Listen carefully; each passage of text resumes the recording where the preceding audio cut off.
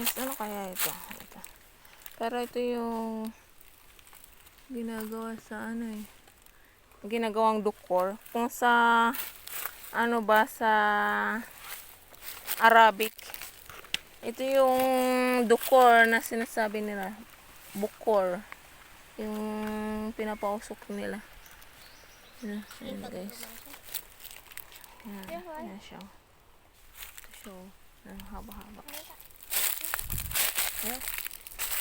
Guys, dito kami sa bukid. Ano kami ng kasoy. Ha? Ayaw? Ito, ang kasoy. Ayan, kuha na na. Yeah. Kuha na naan pa. Buta na yung dukor. Dukor, ayan o. Yung tinatapa sa ano. Tinatapa ng mga Arabic. Mabango.